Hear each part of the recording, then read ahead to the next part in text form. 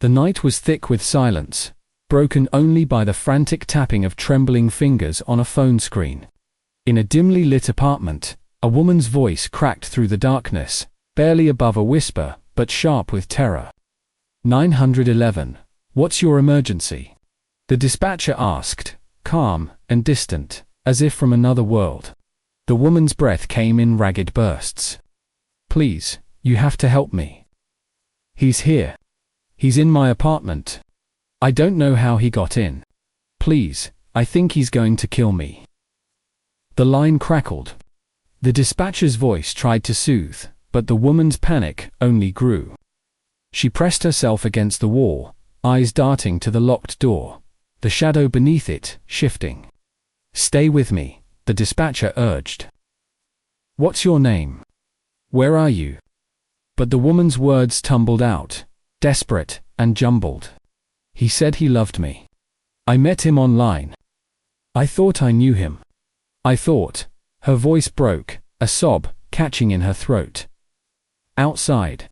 Blue and red lights flashed in the distance, but they felt a world away. The woman's mind raced back to the first message, the charming smile, the way he made her feel seen. She never imagined it would end like this. Not with her heart pounding in her ears. Not with her life hanging by a thread. A news anchor's voice cut in, cold and clinical.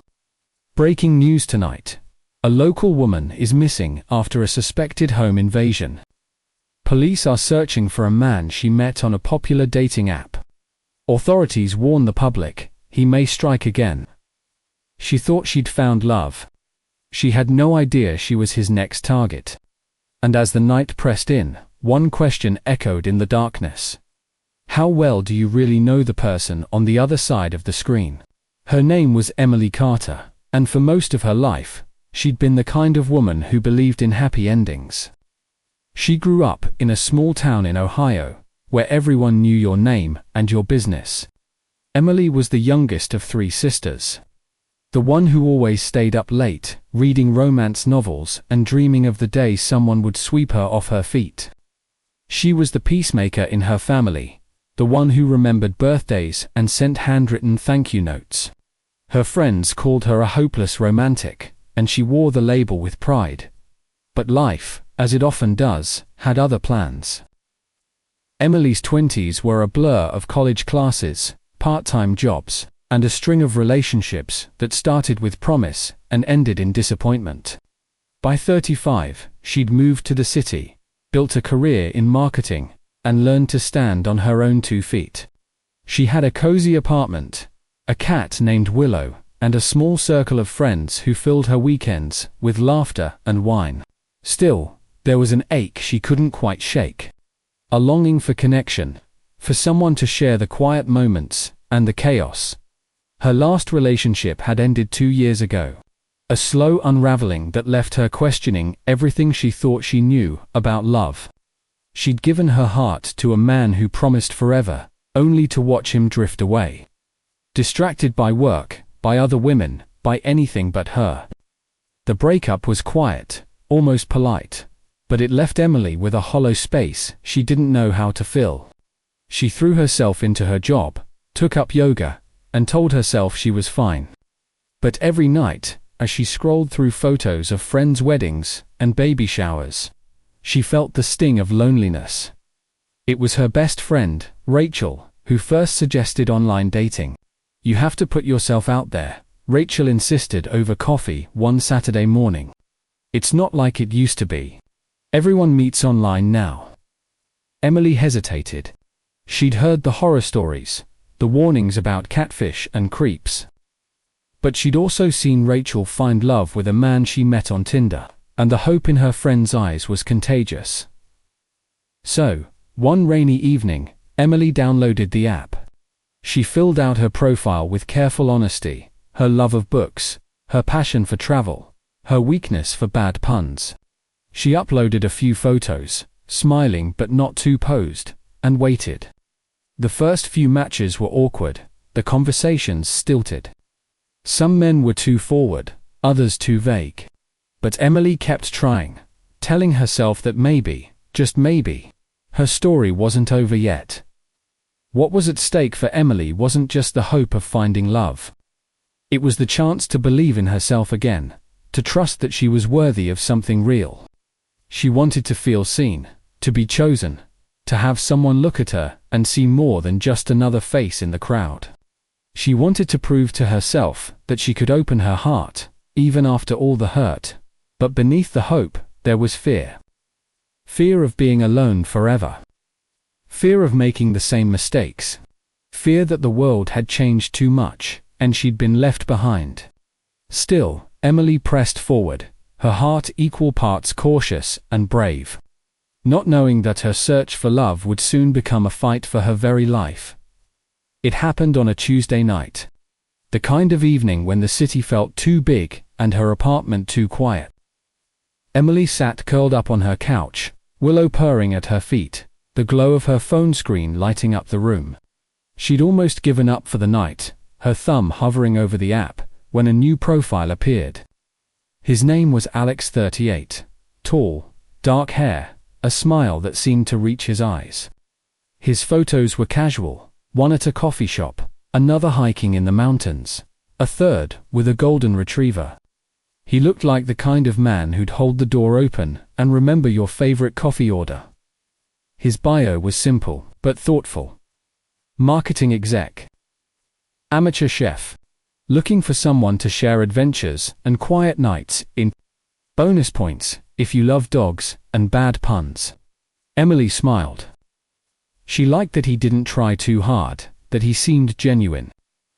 She hesitated for a moment, then swiped right, almost instantly. It was a match. Her heart fluttered, a mix of excitement and nerves. Within minutes, Alex sent a message. Hey Emily. I see you're a fellow pun enthusiast.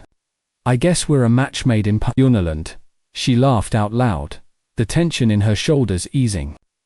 They traded jokes, stories about their favorite books, and confessions about their mutual love of Thai food. The conversation flowed easily, like they'd known each other for years. Alex was attentive, asking questions about her day, her dreams, her family. He remembered the little things, her cat's name, her favorite author, the way she took her coffee. He sent good morning texts and checked in during her lunch breaks. Emily found herself looking forward to his messages, her phone lighting up with each new notification. For the first time in a long time, she felt seen. But there were small things, barely noticeable, that might have given her pause if she hadn't been so swept up. Alex never talked much about his own family, brushing off questions with a joke or a quick change of subject. He always seemed to be traveling for work, sometimes in cities that didn't quite match the stories he told. Once, when she asked about his dog, he sent a different photo than the one on his profile, claiming it was an old picture. Emily noticed, but she told herself it didn't matter. Everyone had quirks. He was quick to suggest meeting in person, but always on his terms. Let's try that new Italian place near your apartment, he'd say, or, I know a great coffee shop, just a few blocks from you. It felt flattering, the way he wanted to be close. But a small voice in the back of her mind wondered why he never invited her to his side of town. Still, Alex was charming, attentive, and made her feel special in a way she hadn't felt in years.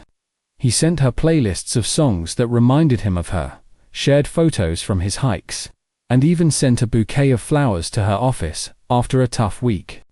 Her friends teased her about her mystery man, but Emily just smiled. Hope blooming in her chest, she told herself she was being careful. She Googled his name, checked his social media, and found nothing alarming. He seemed normal, better than normal, even. He was the kind of man she'd always hoped to meet, the kind who made her believe in second chances.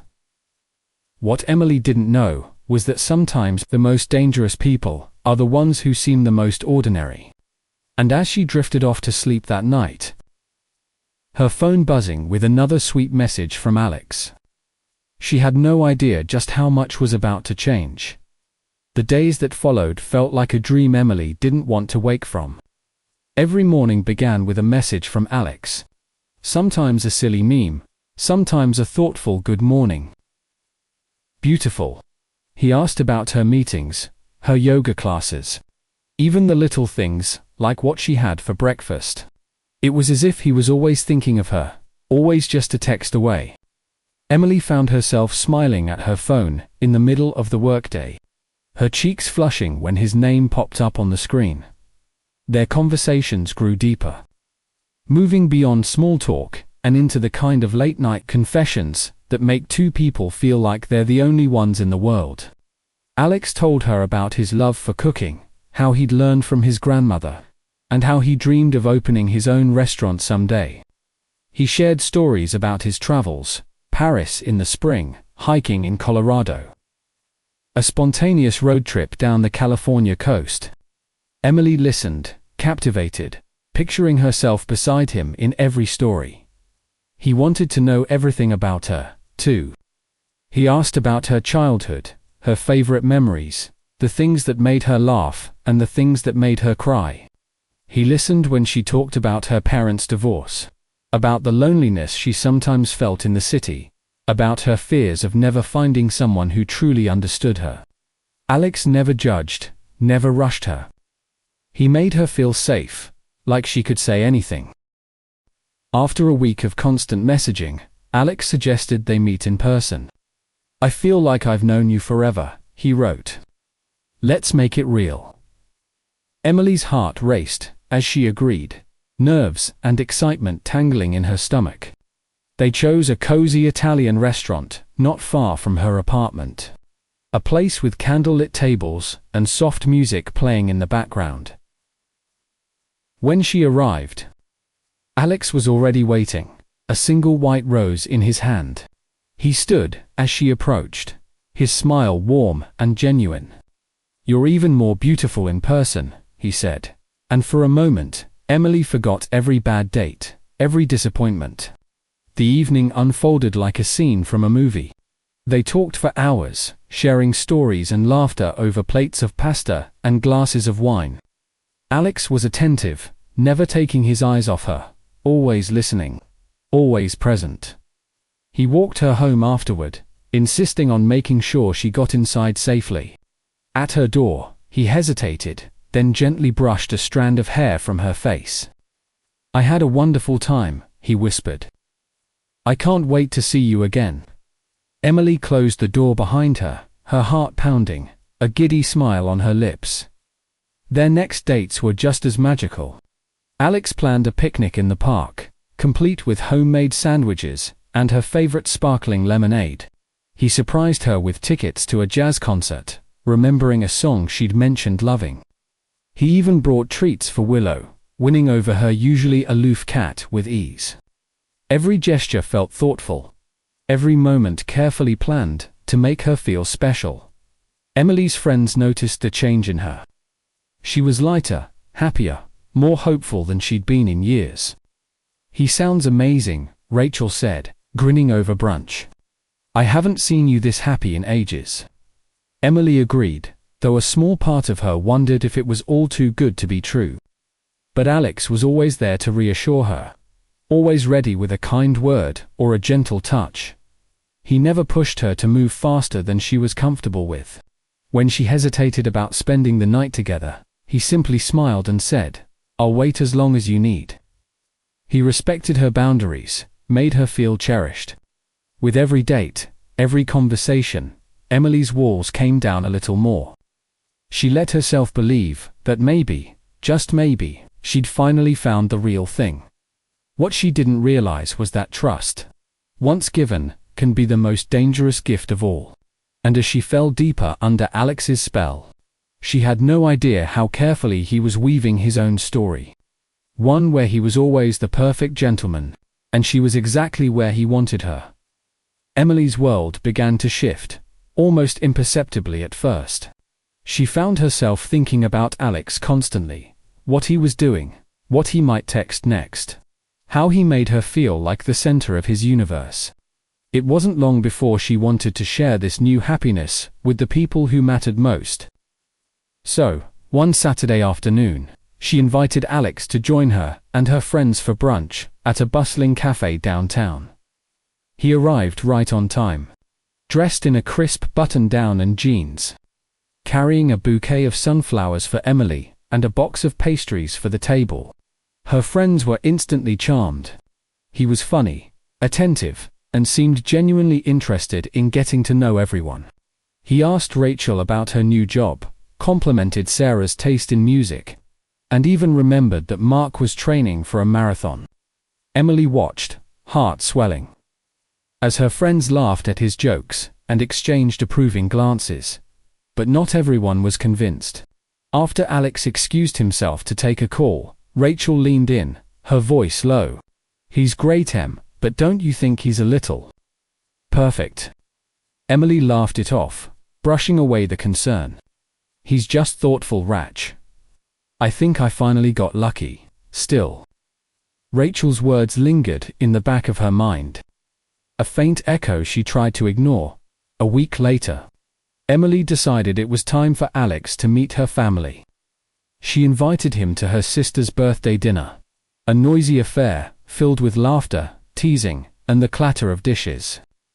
Alex fit in easily, charming her mother with stories about his travels and helping her nephew build a Lego castle. Her father, usually reserved, seemed impressed by Alex's confidence and easy manners. Yet, as the evening wore on, Emily noticed her older sister, Claire, watching Alex with a thoughtful frown. Later, as they cleared the table, Claire pulled Emily aside. "He's very nice," she said carefully, "but he asks a lot of questions. Did you notice that? And he didn't really answer much about himself." Emily shrugged, feeling a flicker of defensiveness. "He's just private, I guess. Not everyone likes to talk about themselves." Claire nodded, but her concern was clear. Despite these small doubts, Emily's hope only grew. Alex was attentive as ever, sending her sweet messages and planning thoughtful dates. He seemed to anticipate her needs before she even voiced them. When she mentioned feeling stressed at work, he showed up with her favorite takeout and a movie. When she caught a cold, he brought soup and stayed to keep her company, reading aloud from her favorite book until she fell asleep. He made her feel safe, cherished, and understood. The little things her friends and family noticed, the vague answers, the way he sometimes steered conversations away from himself, seemed insignificant compared to the happiness he brought her. Emily told herself that everyone had secrets. That maybe Alex just needed time to open up. But there were moments, late at night, when she replayed conversations in her mind and wondered if she was missing something. Once, she'd caught him staring at her with an intensity that made her shiver, but when she asked what he was thinking, he just smiled and said, "I'm lucky to have you." She wanted to believe him. She needed to believe him. Emily's heart was full of hope, her dreams brighter than they'd been in years. She was falling, fast and hard, into a love that felt almost too good to be true. But there was something she didn't see. Something lurking just beneath the surface, waiting for the perfect moment to reveal itself. It started with little things, the kind of details most people would overlook. One evening, as Emily and Alex sat together on her couch, she asked about his childhood. He smiled, but his answer was vague. Just a few sentences about moving around a lot, never really settling in one place. She pressed for more, curious about the places he'd lived. But he changed the subject, asking about her favorite vacation instead. Emily brushed it off, telling herself that not everyone liked to talk about the past. A few days later, Alex cancelled dinner plans at the last minute. "Work emergency," he texted, apologizing and promising to make it up to her. She believed him, but when she called his phone later that night, it went straight to voicemail. The next morning, he sent a cheerful message, acting as if nothing had happened. Emily felt a twinge of unease, but she pushed it aside. Everyone had busy days, she reasoned. Maybe he just needed space. Then there was the night he showed up at her apartment with a fresh cut on his hand. When she asked what happened, he laughed it off, saying he'd been careless while cooking. But when she offered to help clean the wound, he pulled away, insisting it was nothing. Emily noticed the way his eyes darted to the window. The way he seemed distracted, but she told herself she was overthinking. Other small things began to pile up. Alex would mention a favorite restaurant, but when she suggested going there, he'd claim it had closed. He talked about friends from college, but never seemed to meet up with them or mention their names again. Once, she found a receipt in his jacket pocket from a bar across town, a place he'd never mentioned visiting. When she asked about it, he shrugged and said it was for a work event. Emily's friends started to notice too.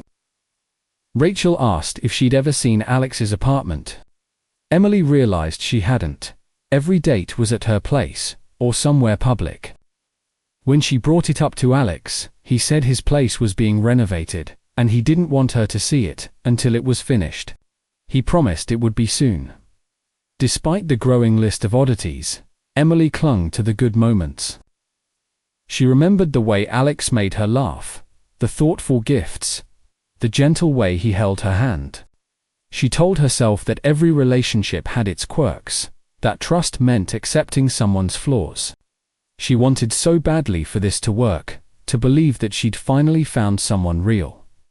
But late at night, when the apartment was quiet and her doubts crept in, Emily couldn't shake the feeling that something was off. She tried to ignore the unease, tried to focus on the man she thought she knew. Still, the questions lingered, quietly multiplying in the shadows. Waiting for answers, she wasn't sure she wanted to find at first. It was subtle, so subtle that Emily barely noticed the shift. Alex started making gentle suggestions about how she spent her time. "You work so hard," he'd say, brushing a strand of hair from her face. "You deserve to relax. Let's just stay in tonight, just the two of us." It felt sweet, even flattering, to be wanted so much. She found herself canceling plans with friends, thinking she'd make it up to them later, but later never seemed to come. Soon, Alex's requests became more frequent, and his tone less gentle. When Rachel invited Emily out for drinks, Alex frowned. "You see them all the time. Can't we just have one night to ourselves?" Emily hesitated, torn between her loyalty to her friends and her desire to keep Alex happy. She reassured herself that it was normal for couples to want alone time, that she could always reschedule with her friends. But the invitations dwindled, and her phone buzzed less and less with group texts and brunch plans. Alex's control crept into other parts of her life, too. He started questioning her about her day, wanting to know where she'd been, who she'd talked to, what she'd done. At first, it felt like concern, but soon, it felt like surveillance. If she was late coming home, he'd bombard her with texts. "Where are you? Are you okay? Why aren't you answering?" Until she felt guilty for even the smallest delay. He began to criticize her friends, planting seeds of doubt. "I don't think Rachel really cares about you," he'd say, his voice soft but insistent. "She's always so negative. I just want you to be happy." Emily tried to defend her friend, but Alex always had a way of twisting her words, making her feel unreasonable for wanting to see anyone but him. He even suggested that her family didn't understand her the way he did, that they were holding her back from true happiness. The more isolated Emily became, the more she relied on Alex for comfort and validation. He alternated between overwhelming affection and cold withdrawal, keeping her off balance. One day, he'd surprise her with flowers and a handwritten note, telling her she was the best thing that ever happened to him. The next, he'd go silent for hours, only to reappear with accusations. "Why didn't you answer my call? Are you hiding something from me?" The emotional whiplash left Emily anxious and exhausted, desperate to please him and avoid his anger. She started to doubt herself, questioning her own memories and instincts. When she tried to talk to Alex about how she was feeling, he'd turn the conversation around, making her feel guilty for bringing it up. "I do everything for you," he'd say, his eyes shining with hurt. "Why are you always looking for problems? Don't you trust me?" Emily would apologize, promising to do better, to be more understanding. She told herself that every couple had rough patches. That love meant working through the hard times. But the walls around her life were closing in. She stopped calling her family as often, afraid they'd sense something was wrong. She deleted texts before Alex could see them, worried he'd misinterpret a joke or a harmless comment. She even started lying to her friends, making excuses for why she couldn't meet up. Why she was always busy, why she seemed so distant. The loneliness was suffocating. Emily missed the easy laughter of her friends, the comfort of her sister's advice, the simple joy of being herself. But every time she tried to reach out, Alex was there, reminding her that he was all she needed. "No one else understands you like I do," he'd whisper, holding her close. "You're safe with me. I'll never let anything happen to you." Yet, beneath his words, Emily felt a growing sense of dread. She was losing herself, piece by piece, in a relationship that felt more like a cage than a refuge. She wanted to believe in the man she'd fallen for. But the person standing before her was becoming a stranger, one she couldn't quite escape, no matter how hard she tried. And as the days blurred together, Emily realized she was more alone than ever, trapped in a web of love and fear. Unsure of how she'd ever find her way out, it was a Thursday evening when the first real crack appeared in Alex's perfect facade. Emily had come home early from work, hoping to surprise him with his favorite takeout. She let herself in quietly, expecting to find him reading or watching TV. Instead, she heard his voice, low, urgent, almost angry, coming from the bedroom. She paused in the hallway, her heart thudding.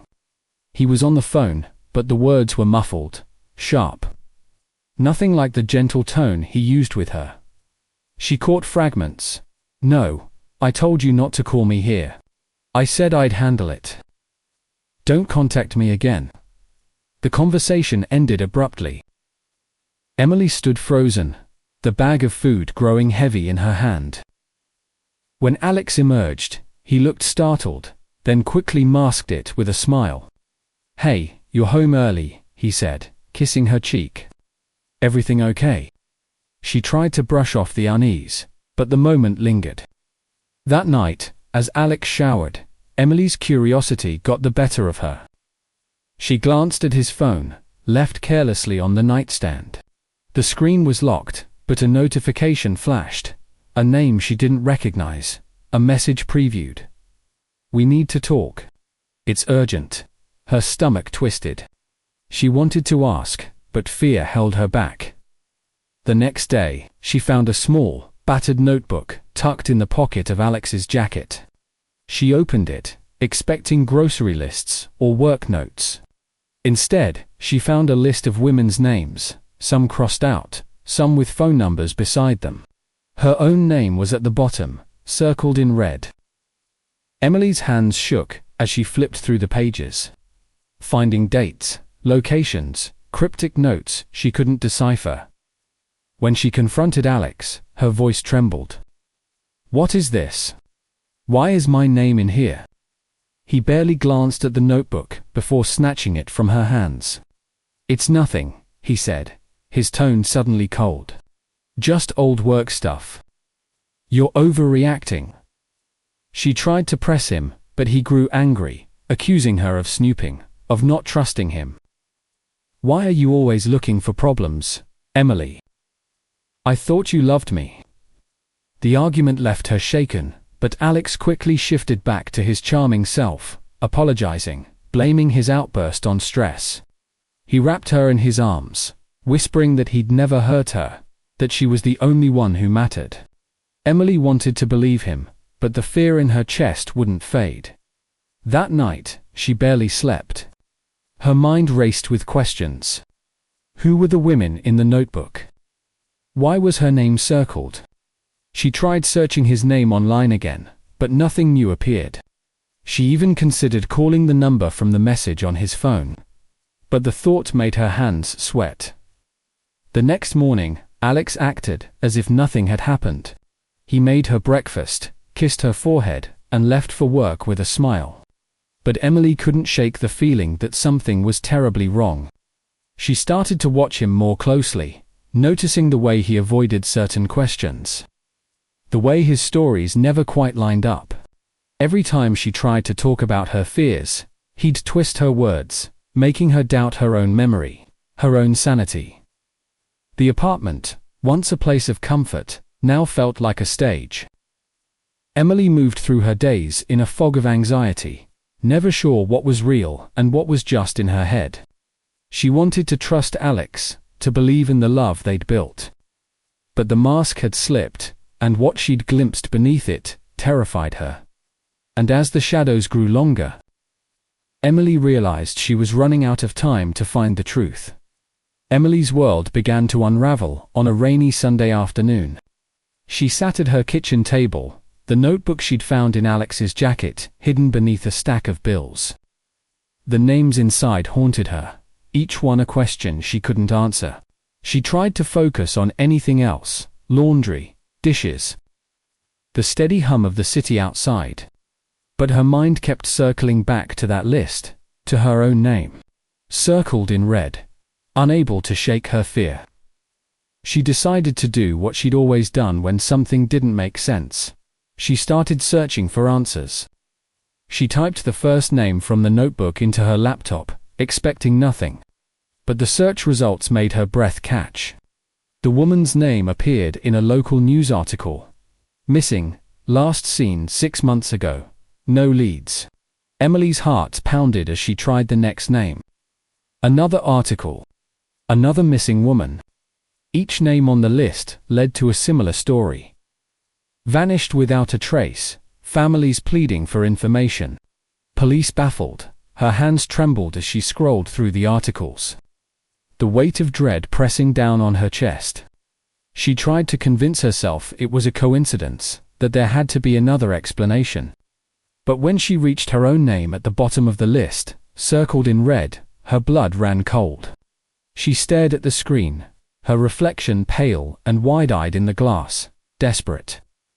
Emily searched for Alex's name, this time adding the word crime. At first, nothing came up. But then, buried deep in a forum post, she found a photo, grainy, but unmistakable. Alex, standing in the background of a police press conference, his face half hidden by a hood. The post was filled with speculation, warnings about a man who charmed women online, then disappeared without a trace. Someone had even given him a nickname, the Tinder Phantom. Emily's breath came in short, panicked bursts. She clicked through more links, finding a composite sketch that looked eerily like Alex, and a police bulletin from another state. The details were all there: his age, his height, the way he moved from city to city, always leaving heartbreak and fear behind. The realization hit her like a physical blow. The man she'd trusted, the man she'd let into her life, was a wanted serial killer. Tears blurred her vision as she tried to process the truth. Every memory twisted into something dark and dangerous, the way he'd isolated her. The questions he'd dodged, the names in the notebook. She thought of the women who'd come before her, their faces staring out from missing person posters, their families still waiting for answers. She thought of her own name, circled in red, and understood what it meant. Emily's hand shook as she reached for her phone, her mind racing. She wanted to run, to scream, to disappear. But she knew she had to be careful. Alex could come home at any moment. She forced herself to breathe, to think. She needed help, needed to warn someone before it was too late. The world she'd built with Alex crumbled in an instant, replaced by terror and betrayal. The man she'd loved was a monster, and she was his next target. As the rain battered the windows and the city faded into darkness, Emily realized she was in a fight for her life, and she was utterly, terrifyingly alone. Emily's heart hammered in her chest as she stared at the evidence on her laptop. The truth settling over her like a suffocating blanket. She knew she couldn't stay, not another minute. Every sound in the apartment made her flinch. The ticking of the clock, the distant rumble of thunder, the creak of the floorboards, all reminders that Alex could walk through the door at any moment. She forced herself to move, to think, to plan. She grabbed her phone, hands shaking, and dialed 911. Her voice was barely a whisper as she explained her situation, her words tumbling out in a rush. My boyfriend, he's not who he says he is. I think he's dangerous. Please, you have to help me. The dispatcher's calm voice tried to reassure her, but Emily's mind raced ahead. What if Alex came home before help arrived? What if he already suspected she knew? She moved quickly, grabbing her purse and slipping on her shoes. She stuffed the notebook and her laptop into her bag, desperate to take the evidence with her. She glanced around the apartment, searching for anything she might need, her keys, her wallet, her phone charger. Every second felt like an eternity. As she reached for the door, her phone buzzed. A text from Alex. On my way home. Can't wait to see you. Emily's blood ran cold. She knew she had only minutes, maybe less. She slipped out into the hallway, closing the door as quietly as she could. Her legs felt weak, but she forced herself to keep moving. Down the stairs and out into the rain-soaked street. She ducked into a nearby coffee shop, her breath coming in ragged gasps. She scanned the street, half expecting to see Alex's car pull up, his face appearing in the crowd. She called the police again, giving them her location, her voice trembling but determined. Please hurry. I'm scared he'll find me. Every moment was a test of her courage, her instincts screaming at her to run, to hide, to do anything to stay alive. She watched the door, her mind replaying every warning sign she'd ignored, every moment she doubted herself. She clung to the hope that help was on the way, that she could still escape the nightmare she'd fallen into. The minutes dragged on, each one heavier than the last. Emily's fear was a living thing, coiling in her stomach, making it hard to breathe. She kept her eyes on the door, her phone clutched tight in her hand, ready to run if she had to. She didn't know if she'd make it out alive, but she refused to give up. Not now. Not when she'd finally seen the truth. And as the sirens wailed in the distance, growing louder with every heartbeat, Emily held on to one desperate hope, that she would survive. That she would live to tell her story. And that Alex would never hurt anyone again. Emily's breath caught as the coffee shop door swung open. The bell chiming sharp and clear. For a split second, she froze, her eyes locking on the figure stepping inside. It was Alex, soaked from the rain, his eyes scanning the room, searching. She shrank back into her seat, heart pounding so loudly she thought everyone could hear it. He hadn't seen her yet, but she knew it was only a matter of time. She slid lower in her chair, clutching her phone, her thumb hovering over the emergency call button. The police had said they were close, but what if they didn't get here in time? Alex moved through the shop, his gaze sweeping over faces, his expression darkening with every step. Emily's mind raced. Should she run? Hide? She glanced at the back exit, but it was too far. He'd see her before she made it. Suddenly, Alex's eyes landed on her. His face shifted, a smile stretching across his lips, but there was nothing warm in it. He started toward her, his movements quick and purposeful. Emily's body tensed, every instinct screaming at her to move, to fight, to survive. She stood up, knocking her chair over. The noise, drawing startled looks from the other customers. Emily, Alex called, his voice low and dangerous. Let's go home. He reached for her arm, but she jerked away, her voice shaking. Stay away from me. The room seemed to shrink, the air thick with fear. Alex's grip tightened, his eyes cold. "You don't want to make a scene," he hissed. But Emily did. She screamed, loud and desperate, "Help! Someone call the police." The barista fumbled for the phone, customers stood up, and in that chaos, Alex tried to drag her toward the door. Emily fought back, kicking, clawing, refusing to be silent. The sirens outside grew louder, flashing lights, painting the windows red and blue.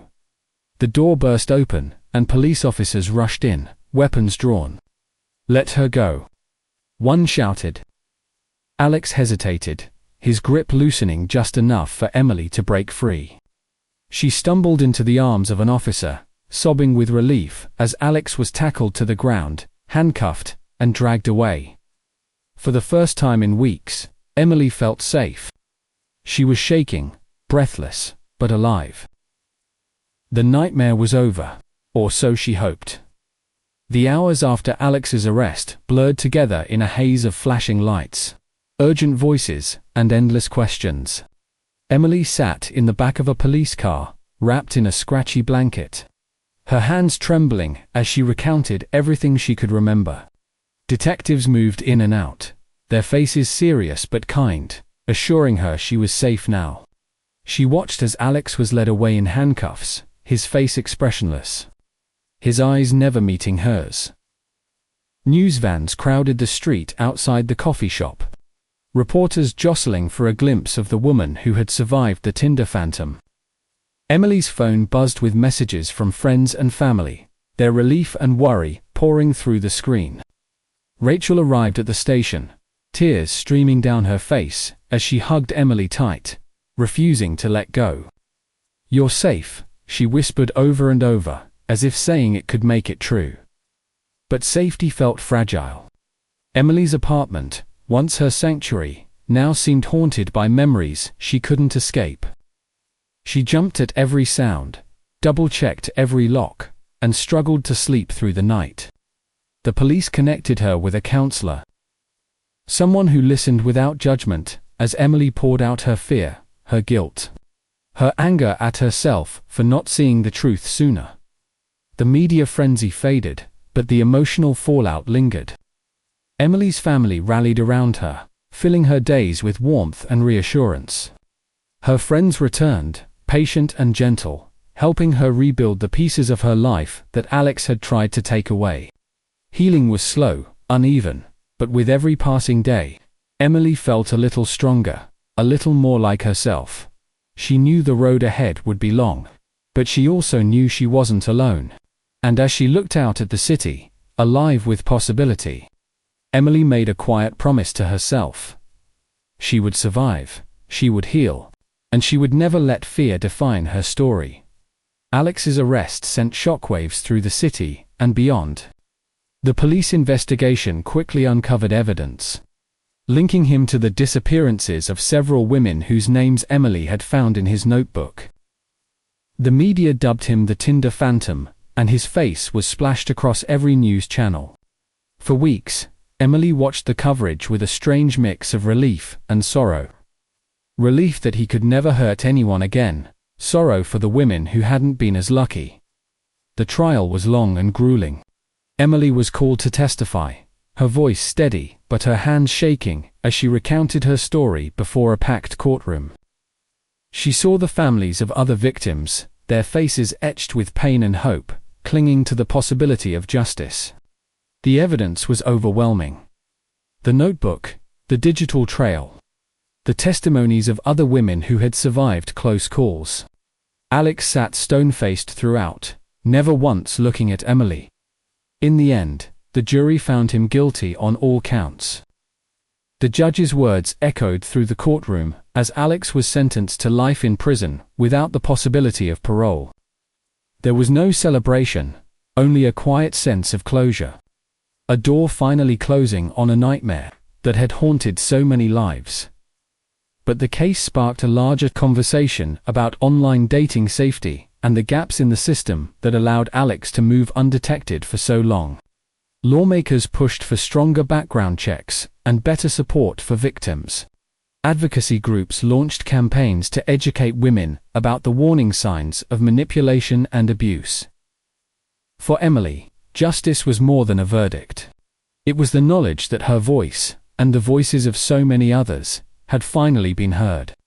She hoped her story would help others trust their instincts, ask questions, and never feel ashamed for seeking help. The scars would remain, but so would her strength. And in that, she found a measure of peace. Time passed, and the city slowly returned to its rhythm, but Emily's life would never be quite the same. The scars Alex left behind weren't always visible, but they shaped her in ways she never expected. She learned to trust her instincts, to listen to the quiet voice inside that warned her when something felt wrong. She learned that love should never come at the cost of her safety or her sense of self.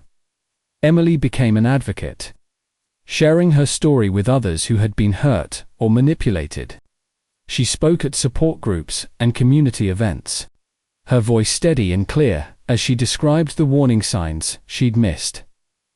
The isolation, the subtle control, the way Alex had made her doubt her own reality.